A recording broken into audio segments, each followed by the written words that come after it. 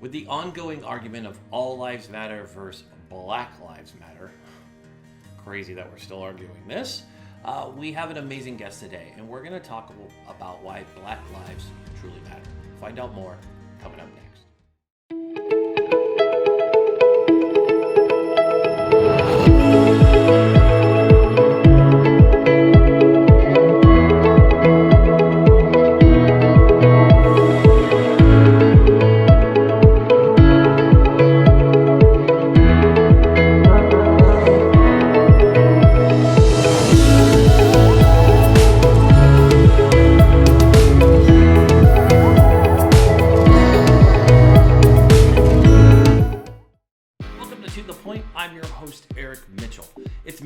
Monday, so that means we have an amazing guest in store for you today.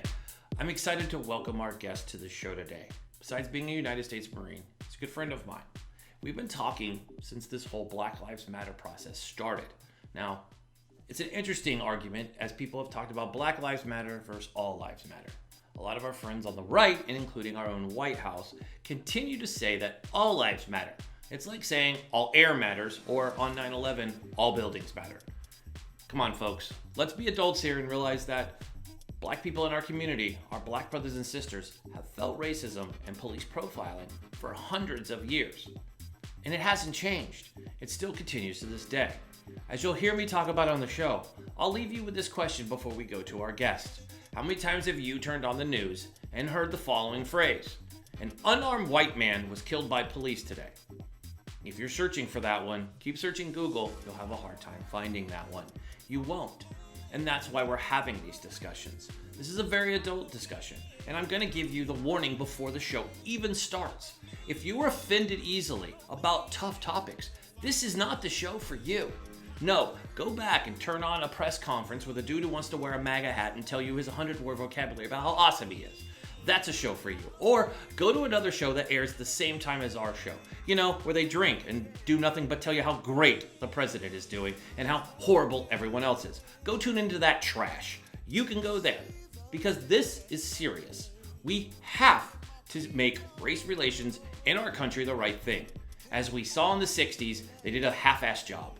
So what, you desegregated? Wow, you kind of dropped the ball in finishing all of the rest. Maybe it was presidents being assassinated or presidential candidates being assassinated. I don't have the answer for you on that, but what I wanted to do was have another heart-to-heart with a good friend and United States Marine to be able to have a conversation. Now, my friend Lechon Kirb is coming on our show. He's an entrepreneur, a United States Marine. He's married, yes he is, and he's in an interracial relationship. He's dealt with racism his whole life. I want to sit down and ask the tough questions of him. What it means, because I don't understand. You can call it white privilege. I don't know. But these tough conversations have to be had. So let's get to the point with my good friend and United States Marine, Lechon Kirb. LifeFlip Media, the voice of the warrior class. Are you a veteran or patriotic business owner, author, musician, public speaker, or entrepreneur? Are you ready to take the next step towards success? Then look no further than LifeFlip Media, the voice of the warrior class. LifeFlip Media is the #1 veteran-owned PR firm in America. We use our mission-oriented approach to secure advertising and media exposure for your business, your brand, and your products. It's time to let LifeFlip Media put you on the cutting edge of success. LifeFlip Media, the voice of the warrior class.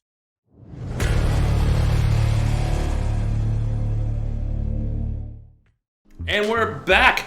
I always love Mondays, especially military Mondays, especially when I get to bring Marines on. I know, stop me if you've heard this before, everybody. You know Marines always end up on our show. I can't help it. It just happens. So today I get to bring on one of my favorite Marines.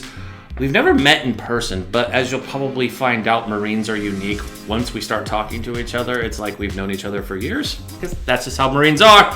I get to bring the one and the only Lechon Kirb onto our show. We're going to talk about a little bit of everything, because he covers a little bit of everything. It's Monday. We're going to talk about what he does for business, so you can obviously support his business, and those links will be in here, and obviously how to connect with him on social. But we're going to talk about what's going on, hot topic in our country.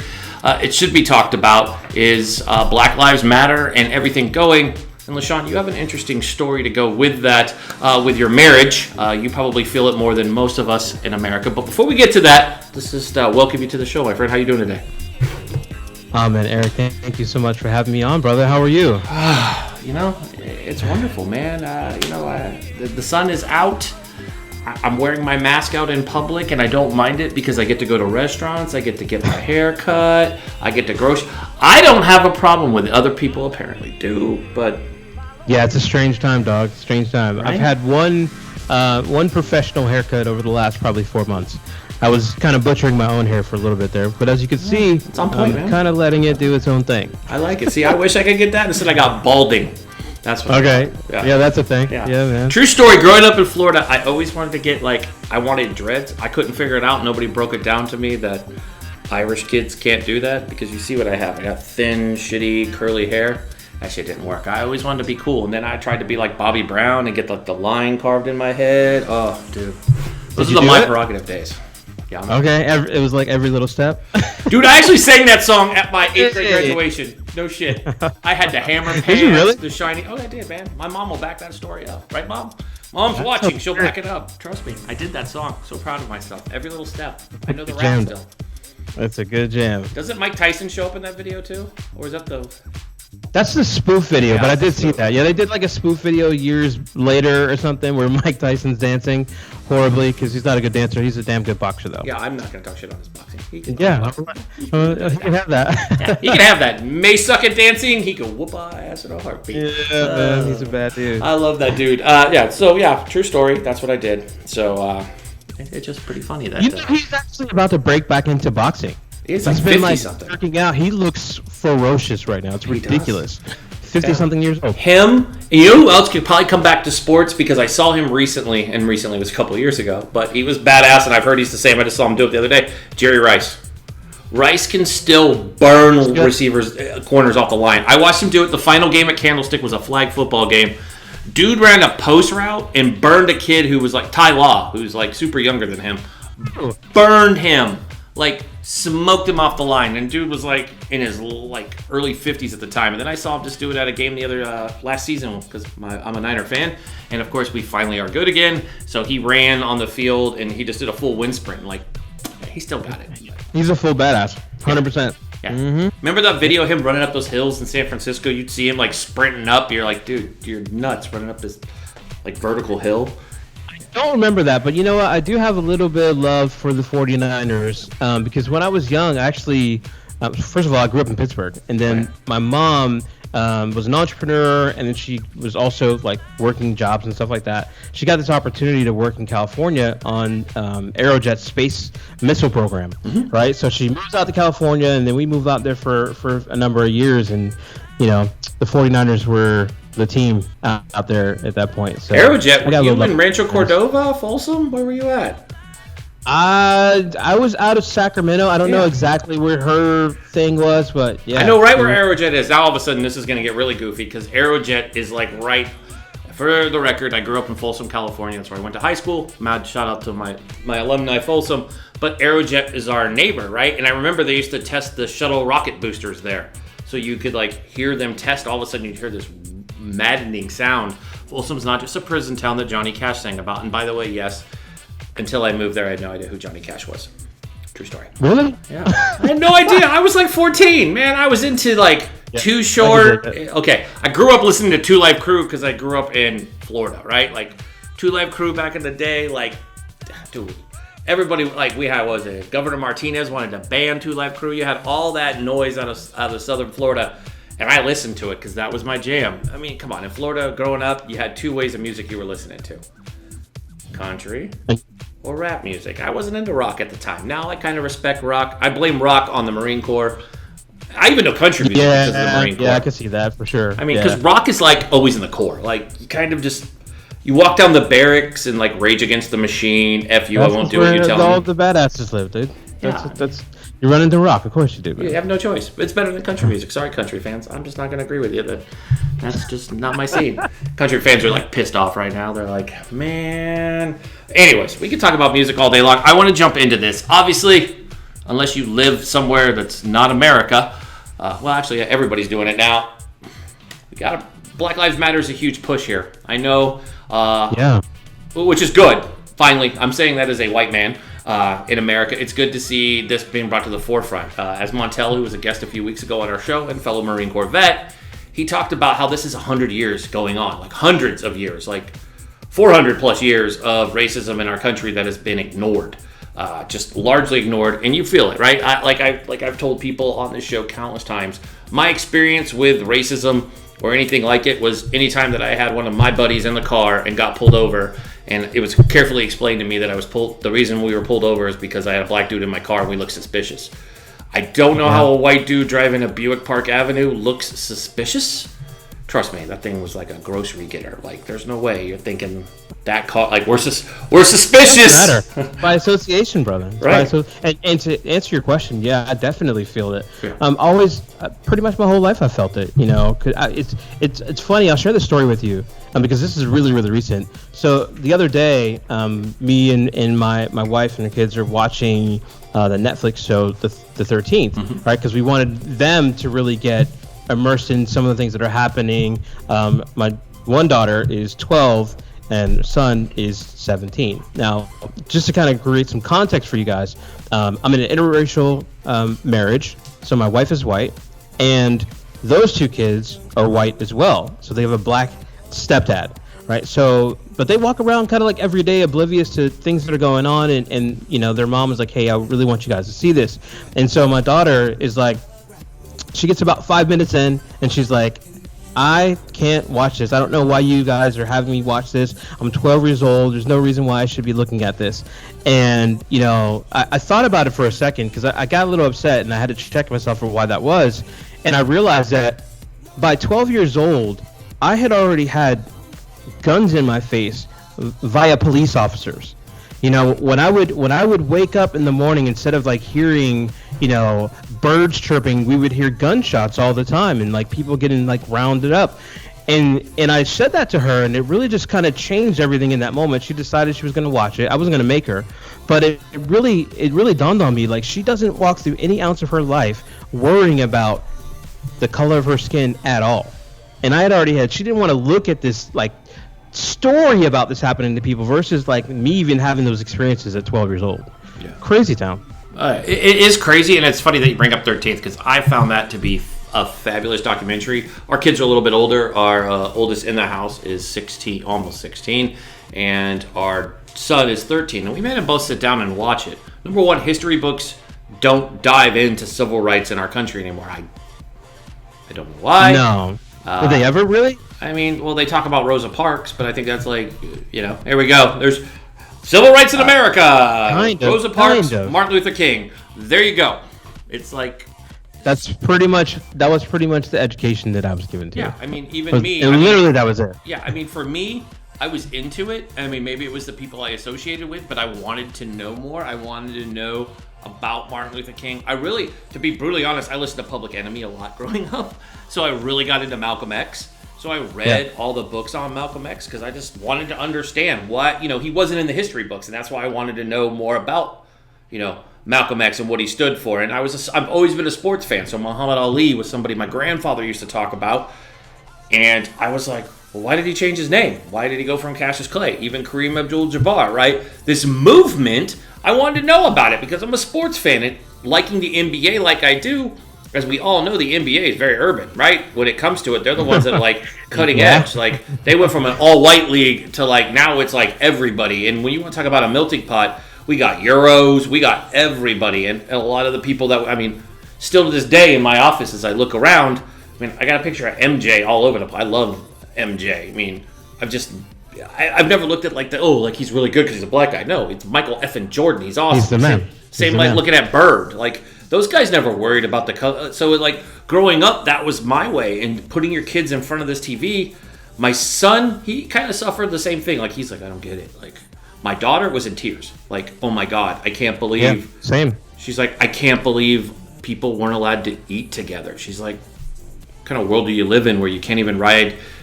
Everybody's like, they don't go to the same schools. My daughter, I mean, 16, she was like in gushing. I mean, I was crying too because it's stuff that you didn't see. I mean, and I've watched a lot of that, and I'm thankful. Thank you, Netflix. Matt out, sponsor our show. But Netflix has been good talking about a lot of things people didn't pay attention to. I'm a history buff, so I didn't know a lot about what Robert Kennedy was doing when it came to civil rights movement in the 60s, and how him and his brother were very key, and they were both killed tragically, but both were the first kind of presidents to sit there and go, okay, we need to.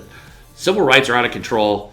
This doesn't need to go. And they really were behind, helping Martin Luther King get everything out. So it's funny, here we are, 2020, 40 years have passed. I mean, that's the weirdest thing about the whole thing is that people think of what happened with civil rights and all these things in the past as though it was such a long time ago. I mean, you got to figure, my dad is like 74, 75. When he was born, Hitler was still running wild.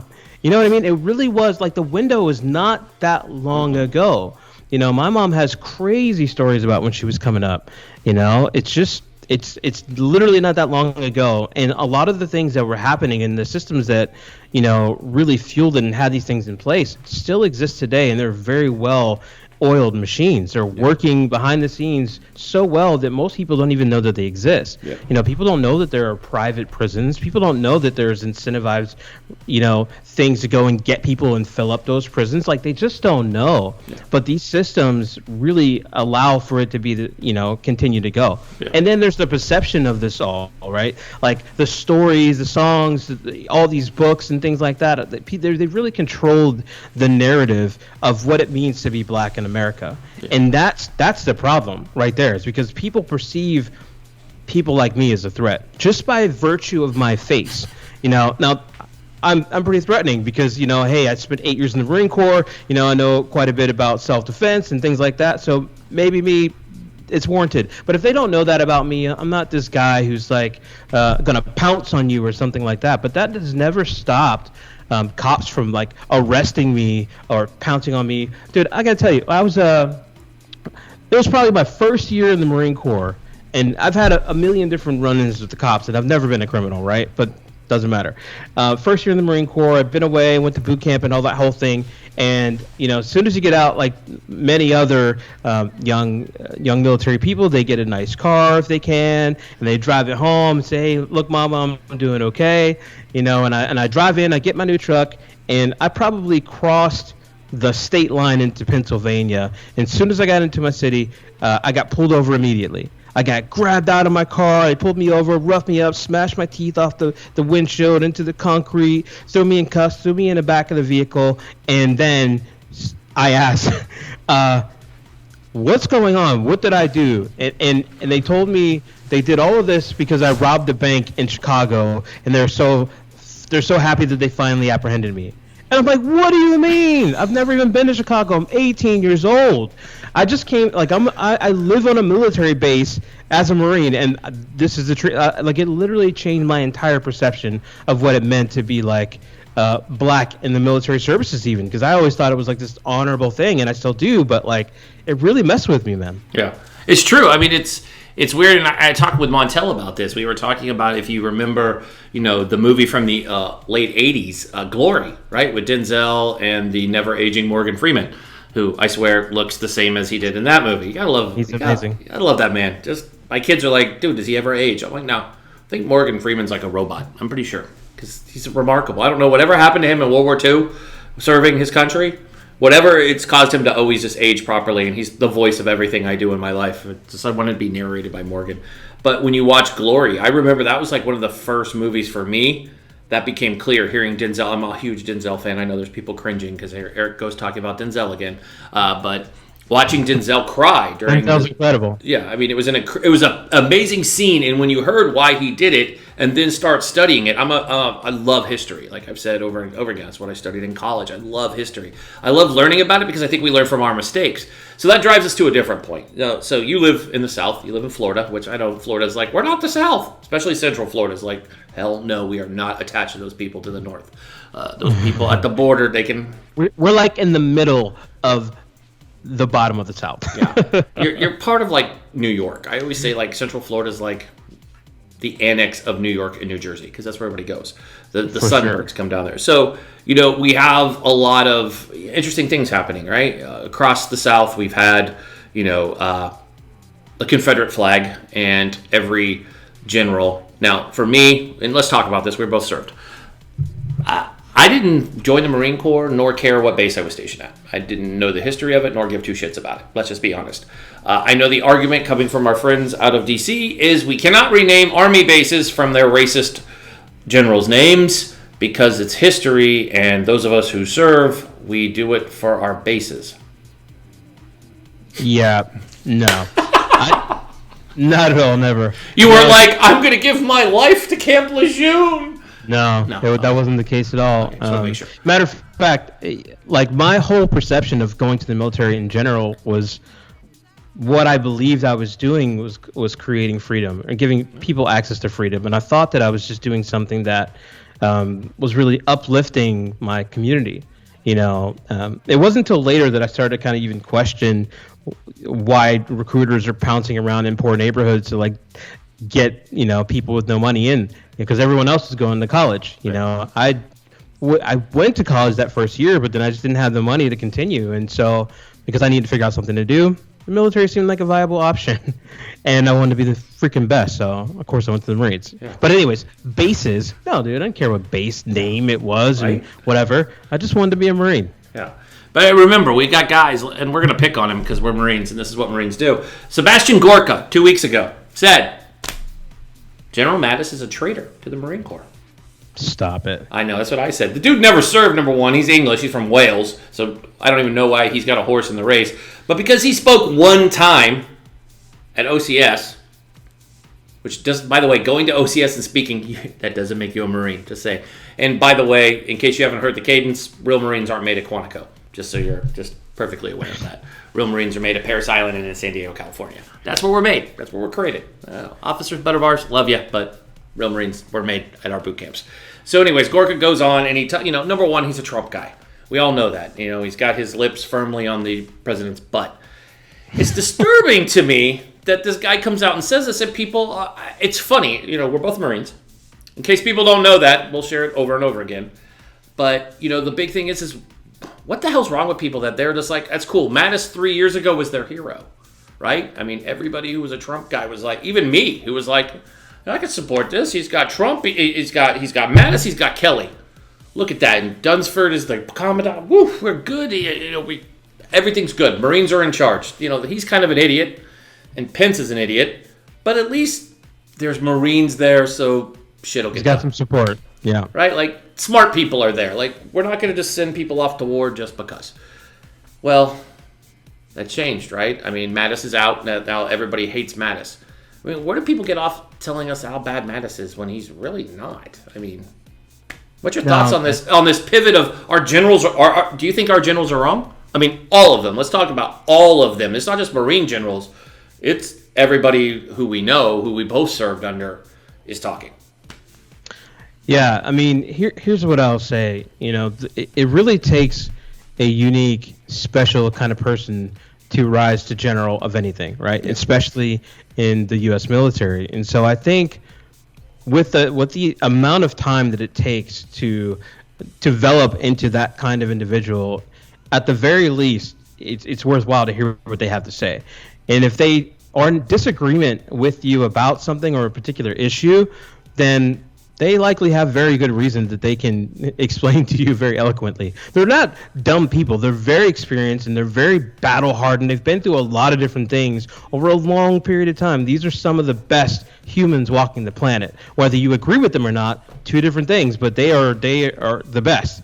And that's why they get there. You could argue that there's politics involved and this and that, but no one gets through 30 years of being in the Marine Corps on accident, and it's not easy. I can promise you that. And so just with that accomplishment alone, it's worthwhile to hear what they have to say. Yeah. And so I think it says a lot if these people are having very strong differences of opinion in regards to how we need to move forward in the country. Absolutely. I mean, and it's goofy because we have so many things going on. When 2020 started, it was basic. I mean, we're all doing pretty good. Our businesses were killing it. I mean, I remember seeing you and your wife were on talking about all your webinars and courses we were launching, and then COVID-19 hit us.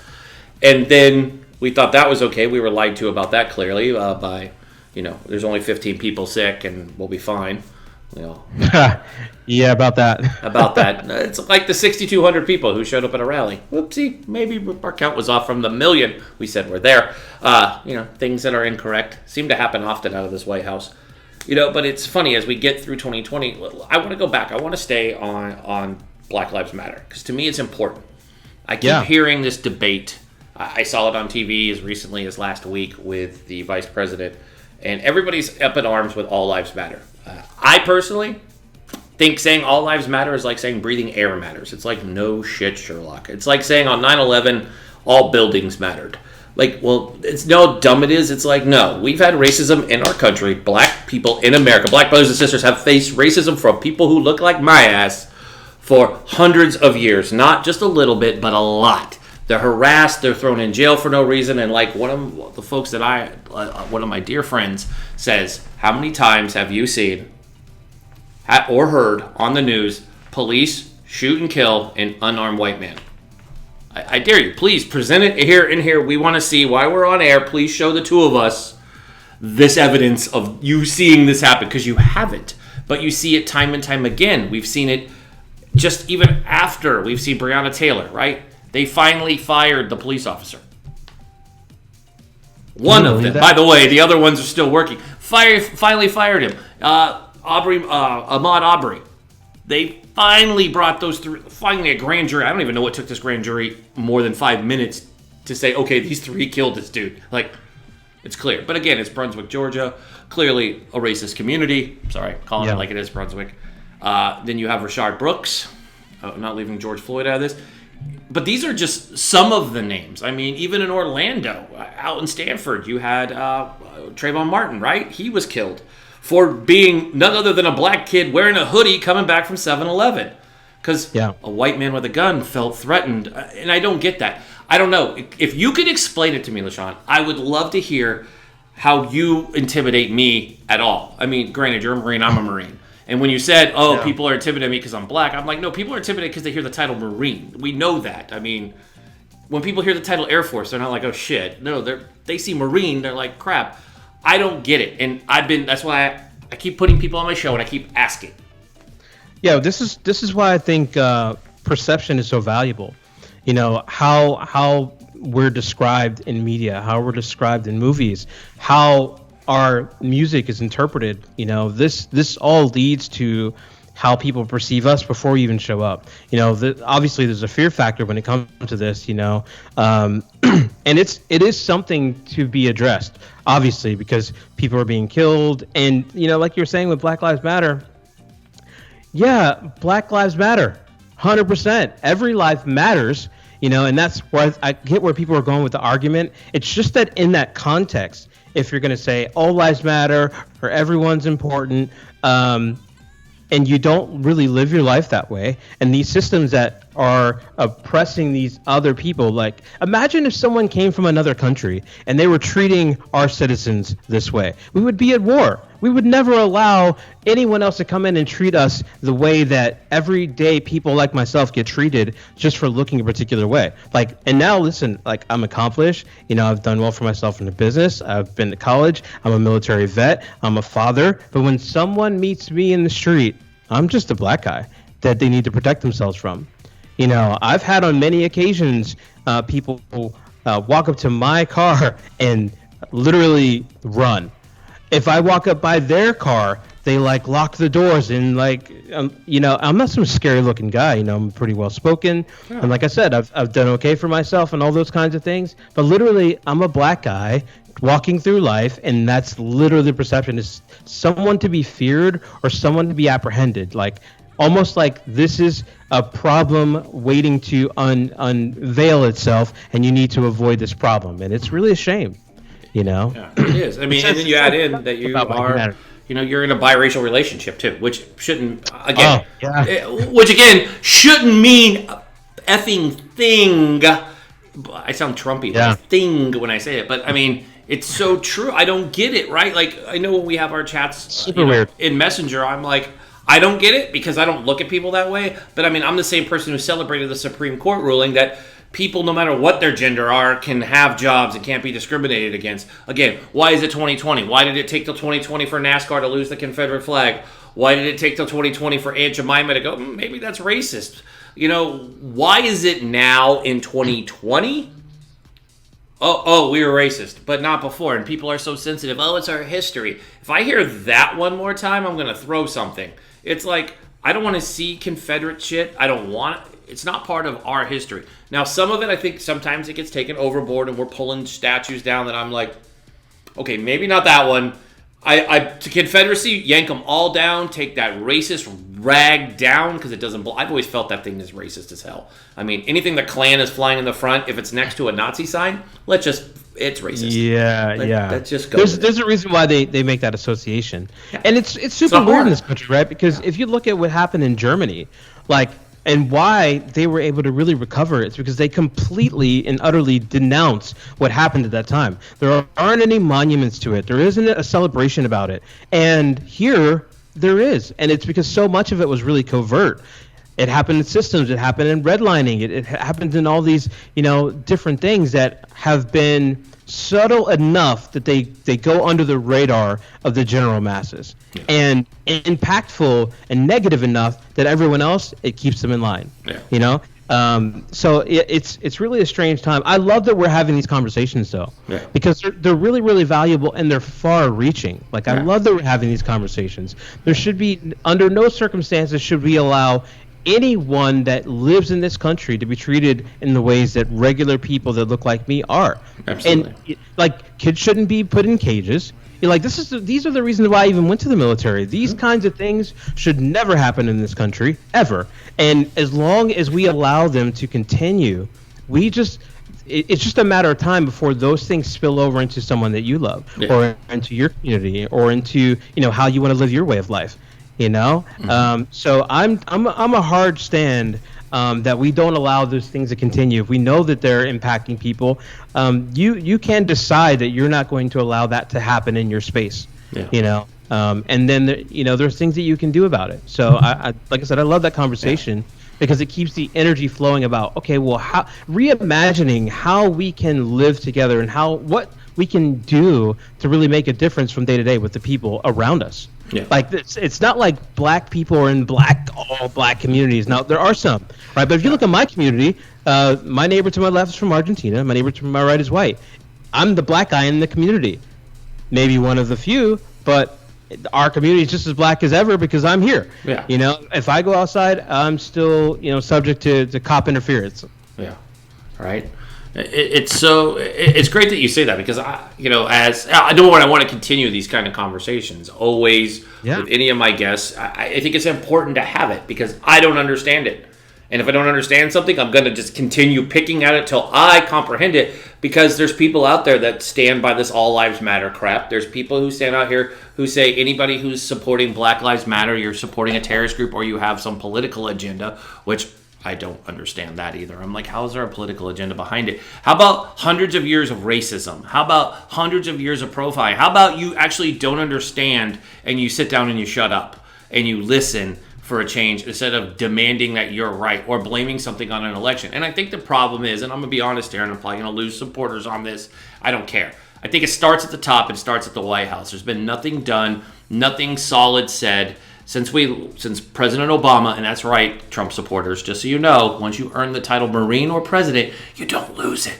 Just in case you forgot, I'm here to remind you, he's President Obama still, just like President Bush, President Clinton, President Carter. Just in case you're just play along. Just got to help you MAGA hat wearing people out. You guys get confused really easy, and I'm here to guide you along the way, pull you along. But I think people get confused because they blame everything on election, and this is what we're hearing. We're hearing Black Lives Matter is a hate group. We're seeing it over and over again, and now the difference is, and we stood in a protest 3 short weeks ago, a peaceful protest, and my kids experienced heckling by, of course, some white redneck in a truck driving by. Get a job! Stop kissing! Blah, blah, blah. And, of course, dropped the N-word and sped off, because of course he wasn't going to stay around. He's like a keyboard commando, and a lot of the people there. It was a peaceful family protest. Like, who's driving by going, hey, I'm going to be racist right now. Like, this is the place. There's a 5-year-old right here. This is where we do it. But it was eye-opening for our kids to see this. And it just kind of drives me nuts that from leadership on down, we really don't have somebody stepping up and staking the space because we're being told Black Lives Matter is a terrorist group. They're the ones at war with the cops, or they're in cahoots with Antifa, or all this other crap. It's like, number one, don't compare Black Lives Matter to Antifa. Antifa is a terrorist group. We all can admit that. Black Lives Matter is talking about Black Lives Mattering. Finally, in America, we're going to start treating our black brothers and sisters, fellow Americans, not African Americans, because we're not going around going, I'm an Italian American. You sound like an idiot. If you're born here, your ass is, hold on, wait for it, American. I don't want anybody to be confused about this shit. If you're born here, you're American. Stop worrying about where your damn ancestors are from. Nobody gives two shits. Seriously, I don't care. I'm Irish, whatever the hell I am. I'm not sitting around caring because it doesn't make a difference to me. Yeah, my kids could do a history project on it, but at the end of the day, I was born here. I'm proud as hell that I'm an American. I know what a third world country is, just like you. We know how shitty it is. We don't want that. But we need to treat each other. Why is it so hard to ask to treat everybody right? And I don't know. I cringe. That's why I love having you on the show, because I'm like, look, I got my Marine on. We can have these tough topics and make people, I'm sure somebody's watching this cringing. That's okay. Yeah. Some things are pretty cringeworthy. Yeah. And to kind of answer your question in regards to like things coming down from the top and all that, I think what it really comes down to is that there's real power with intentionality in words. Mm-hmm. If some bad interaction happens out, between a black guy and another black guy and someone gets killed, it's black on black crime. I've never heard white on white crime in my life, ever. And people get into altercations all the time that end up in deaths. But like, there's black on black crime, and there's all this, if a black guy kills someone, oh, he's a thug and he's a criminal and he's a whatever. And if a white guy does, he had some mental challenges and you knew from his history that, maybe he was upset. I just think the power of perception, and how it's created in the media and how it's being misused with our supposed leadership really makes an impact in this country. It controls how people see others in massive groups, right? And so it just kind of festers this energy around racism and all those kinds of things. It's really pretty bad. I mean, it says a lot when, so my wife is 43, going to be 44.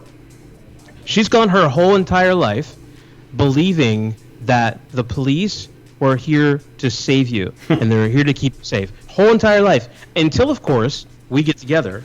I went on a trip out in California, and I'd rented a car from Turo. We were going to take a trip from San Diego to LA. We're driving on the highway, and a wheel falls literally off the axle in the car. Car slams down in the highway, slides to a stop, and people called the police on us as though we committed a crime. And they came and apprehended us, threw us in the back of the car. Instead of keeping us safe or getting us to safety, they literally apprehended us like criminals. And we were there for like a while before they ever let us go. Like, dude grabs me up, stands me in the car, and it literally, she's a doctor, by the way. Yeah. She's like, what is happening? Like, why are they treating us like this? I'm like, well, you're with a black guy now. Welcome. You're welcome. You're welcome. Here, welcome to the party. So I think that's a good pivot point. I do want to talk about what you two are doing. You have an amazing business that folks obviously should check out, because that's what we're doing here. It's not just about, I do love talking about current events, and we clearly have, but before you go, I want to talk about a little bit about what you guys are doing. You offer amazing courses, have an amazing company, and like you said, your wife is awesome. I had the pleasure to meet her at Military Influencers Conference a couple years ago when it was, I think, in Orlando. You weren't there, were you? I don't think I was there doing something probably, but I was definitely there. I met a lot of people. I couldn't. I don't know. There was a lot of people there. Cortez did an amazing job with that conference, bringing it to Orlando. He needs to do that again. He needs to bring it to cool spots. He said San Antonio. No, man. He went to San Antonio. Up with it. I think he's taking it back to Texas. But yeah, that's a great event for sure. For sure. But no, I met her. So you guys have an amazing company. She's a great public speaker. We're hoping to get her on the show here soon. I know we're negotiating schedules, which is always fun. It's not negotiating her coming on. That's easy. It's just schedules. Everybody's busy, which is good. Yeah. Busy is good than not having time. And I know you're going to go on Twitch again and play Madden. And I was going to talk smack and try to play you in Madden, but I'm not good enough.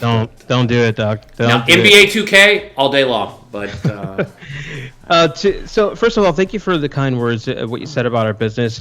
For anyone that doesn't know, we have a business called Of Course, where we help purpose-driven entrepreneurs and individuals really take their knowledge base or skill set and turn them into more scalable digital products, which in translation means online courses and online memberships. So, and I really love that, because for me, it's literally like taking the thing that you love or your legacy and sharing it with people and having that make money for you, which is just a really cool thing, So we love it. It's a really great thing, and yeah, at this stage of my life, it's something I'm really honored to be a part of. Awesome. So how do folks find out more about it? Like, where do they go? All that good stuff. Because we're going to have it all in the link below, but let's tell the folks that are listening live, we need to make sure that they know how to do that, because maybe they're like, hey, I want to check this out. Yeah, absolutely. So you can visit our website. It's just called, Of Course, www.of-course.us. And you can learn everything that we do there. We run a pretty big, virtual summit called the Online Course Success Summit, where you learn everything about business, marketing fundamentals, Facebook ads, everything you would need to know to really be successful building your business online. So we're happy to share that with you guys if it's valuable to you. Awesome. That is so good. See, you have an amazing business. Go check it out. You want to check it out. And when we bring his wife on, I promise, Carrie Wilson, you're going to enjoy watching her on our show too. She's, we'll give her a hard time about you being on the show. We'll talk about, getting arrested for the first time. I love what you said. That is so true about going through life thinking police officers are your best friend and they're here to protect you. And some people, we've learned that that's not so true. There's a lot of bad cops out there. People. There's a lot. There's a lot of bad people out there. Let's just face it. But we live in an interesting time where a lot of it's sugar-coated by the media. There's a lot of just, we'll talk about it here before we go. As you know, I'm pretty passionate about this young Army soldier. So they're soldiers, they're not Marines. Soldier that is missing, has been missing since April 22nd. And it hasn't made the news, but I wonder if she was a blonde female or a white female, instead she's Latino, would that make the news? I always wonder these questions because I think it's a difference between, a lot of things out there. You see these stories, when do they make it? You don't see a lot of accidental cops kicking in doors. Let's kind of go on a rant here. How many cops do you hear knocking down white people's doors? Breonna Taylor. I don't know a single person, but I know lots of black people. Exactly. When you see it, you even have that case in Dallas, right? That white police officer came home, was tired, went to the wrong door in her own apartment complex and blasted somebody who was in his own apartment. Yeah, it's crazy. You see that, but you don't see it anywhere else. So it's a weird world we live in. And, we're both in here on both different spectrums, right? I'm a white dude trying to understand it. And you're an awesome entrepreneur who's out here, who's, one of my good friends. And you're dealing with shit that I want to be able to explain to my kids why this happens. I don't know how to take it to my kids and go, I don't know why racism happens. I don't understand. I don't understand why people can't just get along. There's no reason to hate somebody for if you hate somebody for the color of your skin, you're a shallow piece of shit in my eyes. That's just my... Yeah, I don't see a lot of value in it. No, I don't see the wasting... Why? What does it do? To be judged by the color... I've never had to do that, so I don't understand. So I'm sitting here as a 44-year-old going... I don't know. Maybe LeSean could help me. I've asked Montel. He's gone through it. He suffered through it. It's such a typecast. And I agree. Hassan Mazan, who's on Netflix, I love him. I listen to his show every Sunday. He said something interesting, and we'll close with this because I loved what he said. He talked about racism in our country, that we have no problem watching sports and worshiping Michael Jordan, LeBron James, you name it. Name a great black athlete, and everybody will worship them, right? Even Colin Kaepernick before Cap knelt, which, by the way, has nothing to do with the military. So stop trying to include the military and veterans in your damn need to tell us, oh, he's disrespecting veterans. No, he's not. I'm not offended by Cap kneeling at all. If he wants to do, the man can do what he wants to do. He's a man and he's an American. If he wants to kneel, he can kneel. He's not offending me. Is he offending you? Are you offended, LeSean? Never. Okay. No. Did you ever think he was doing it to piss off veterans? No, 0%. He's a respectful guy. Right. He's trying to call attention to something that needs to be talked about. There's a lot that might say that it's part of why we're talking about it today, and right. the energy you have behind it. It's funny how 3 years later it's a topic every day. right? It's an everyday topic. And now you have the NFL supporting him when they weren't supporting him. But again, to get back on what I was closing with was, racism in our country is funny. We'll look the other way when they're icons or athletes or somebody like that, the Denzels of the world, right? Oh, love him. But then you'll go out and you'll be a racist piece of crap. You won't have black friends. You won't talk to black. You won't even say it. Oh, those people, those guys, the Tucker Carlsons of the world that are offended, that want to go say Black lives don't matter. Vice President Pence, I'm including your racist ass in this. Folks that have issues. It's funny. The same people who hate black people also hate the Pride movement. They don't want to see women in leadership. And I'm like, nope. It's because hate's a frequency, Yeah. You can take it across the board if you're in tune with the frequency of hate. Sure. I just think it's not valuable. I love that. That's great. I love the frequency of hate, man. You're gonna MJ that one. That's your shot, man. You just pushed off Byron Russell and hit that jumper, baby. That's how we're gonna finish out. So I want to thank you. I love it, man. We're gonna have you back. I mean, I love shooting the shit with you. I love everything you're doing. I thank you for coming on and having this conversation. I know it could be uncomfortable for a lot of people to come on and talk about something I didn't go through being raised, right? When it comes to this white privilege thing that I hear, it's like, yeah, I had it, and I'm embarrassed I had it because I didn't know better, right? It's not my parents' fault. I'm not going to go blame my parents for not putting me in, I didn't have it, but I've seen it growing up. Felt it from having friends that I never looked at them like, oh my God, my friend's black. I don't think anybody does that. I don't think my kids do that as friends. They don't go judge. I mean, if you're judging your friends by the color of their skin, again, you are a shitty human being. If you're doing anything, but I think it's good for us to have this dialogue, to be able to sit here as two grown men, two Marines, having this conversation, and no one's offended. If you are offended by what we said, tell us what we said and why you want to know. If you have questions for either one of us that we can answer, we'll do it. We have no problem, and this is what we're here for. We need to have this discussion. It's 2020. It should have happened a long time ago. Shame on our ancestors for not talking about it. Shame on the generations before us for not making race, civil rights a huge thing. It's like in the 60s, they were like, hey, we made it so everybody can use the same bathroom and go to school together. We're good. I mean, that's what it feels like to me. Watching history, they're like, shit, we did the bare effing minimum. We're good. Black people, white people, everybody good now. We're good. And it's not that way. It's not been that way. The 90s should have been a scream. Especially in the mid-90s with the Rodney King riots, the riots in 93. Nobody woke up to that. The racism that's been going on in sports. I mean, the fact that we have, 1-2 black coaches in the NFL? I mean, it's alarming. How many black owners do we have in the NFL? I mean, there's a lot of things. We talk about sports. There's still a lot of things in the world. Politics, too. I mean, we did good. We did get President Obama in office, which was great. I mean, he has a huge vocabulary. Thank God, because we've missed it for the last 3 years. Yeah. A guy who has 100-word vocabulary. I miss President Obama. He just wants to come back. I interviewed somebody earlier, and they said, God, never before have I been like, Daddy, please come home. We missed you. We don't like this babysitter. We want you back. We want the old babysitter back. We don't like this one. This one's crazy, and he's orange. So, well, with that being said, man, thank you for the kind words and what you said. I definitely feel like this conversation is a valuable conversation to have. As far as I'm concerned and how I see things, everything that's happening in this country and all the things that we see that just weren't so great, there are now opportunities for us to say how it can go going forward. There are now opportunities for us to say, no, that's not really how we want to do life. That's not how we should treat humans. That's not how we want to do business. That's not how we want to look at our neighbors, and we really get to recreate what that should be like as we move forward. So thank you for having the conversation. Thank you for having me on. I'm honored to be here, brother. Heck yeah, well, we're going to have you back for sure. That's for darn sure. We'll have you back on another day. We'll talk about more. We'll deep dive into business. This one we got to talk about these tough subjects because it's fresh, it's there, and more people need to learn about it as more people tune in. And mainstream media doesn't want to talk about it. They want to sugarcoat it and stay on the election. We can't do that. We got to keep what started the beginning of June. We got to keep that movement going. We need everybody to be a voice. I'm proud to see protests still going on today. That is a beautiful thing that they haven't stopped. People are like, they'll stop in 3 days like they did in Ferguson. Nope. People are like, hell no, you're not listening. You're not changing anything. The fact that people are still being unarmed, people are being shot. Well, he was sleeping in his car. I mean, I could go on. I mean, trust me, I could go on the Brooks situation for 100 years that doesn't make sense. And we even had a police officer on our show, amazing SWAT officer, Stanley Campbell was out here, and he was like, I don't get it. 43 minutes he was questioned. You knew he was drunk. Put him in the back of your patrol car like a normal human.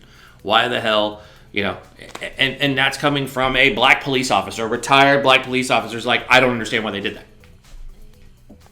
Don't get it all. It's clearly, it's an issue. And it's like Montel said when he was on, we need to reform our police, not defund them. We need police. Police are important.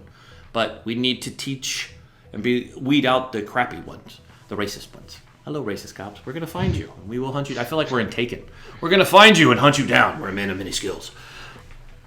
I'm going to get shit for this. This episode, they're going to be like, damn it, Eric. Damn it, you're not supposed to say these things. But I want to thank you for joining us today. Hopefully you have yourself a great rest of the week. Thank you for joining us, and we'll be back after these messages.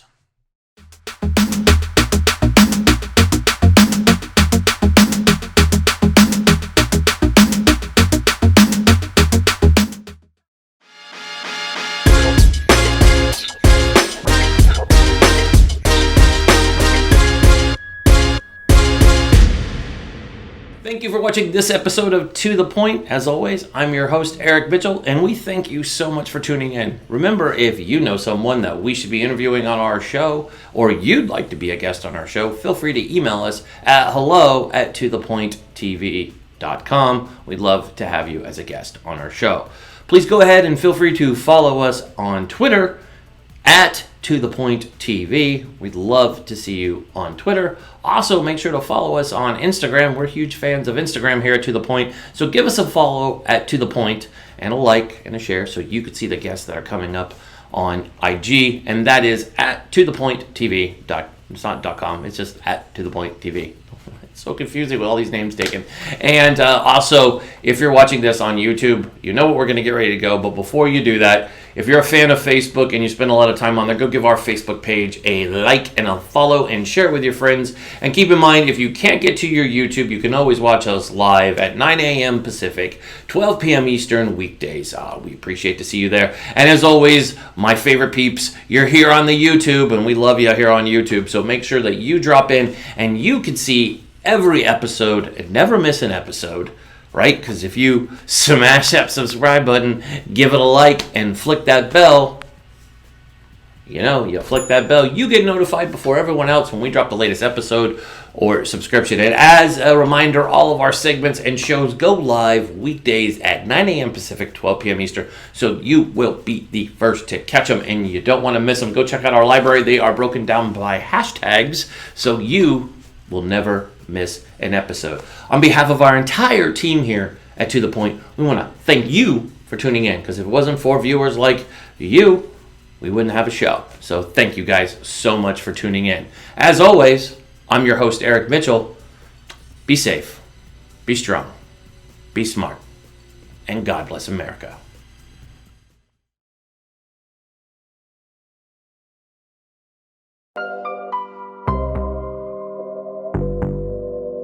Let's get to the point.